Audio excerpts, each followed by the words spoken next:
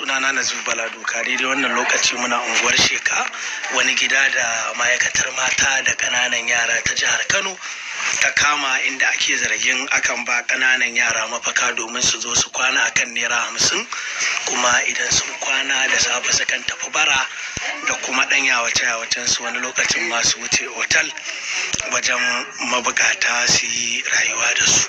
Kuma a daidai wannan lokaci an zo an kama wannan gida da irin waɗannan ƙananan yara, amma dai kai tsaye za ku ji daga ita kwamishiniyar mata domin za ta yi mana ƙarin hasken dalilin zuwanta.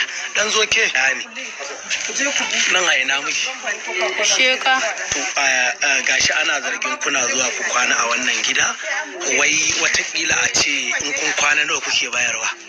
Naira 50. Idan gari ya waye fa?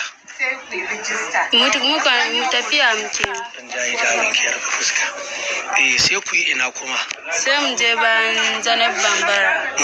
Idan kun yi barar daga nan kuma sai a yi in dare sai mu yi wanka mu je Daula Hotel. Sai mu tsaya a bakin titi, masu mota su zo su ɗauke mu. Ke yar ina ce? Kaduna. To me ka ki nan Kano? Magani aka kai ni na guri. Nan gidan waye? Gidan masu kwana 50. Nawa ake biya an kwana? Naira 50. Akalla ku nawa kuke zuwa wannan gida? Mu 5 ne. Kuke ba da 250? Da safe kuma sai ku tafi yana? Sai mu je bayan banki mu zauna. Yanzu ina iyayenki? Maman mu ta rasu gurin haihuwa. Baban mu kuma tun muna yara rasu. To yanzu me zaki ce game da tun da gashi an kama ku?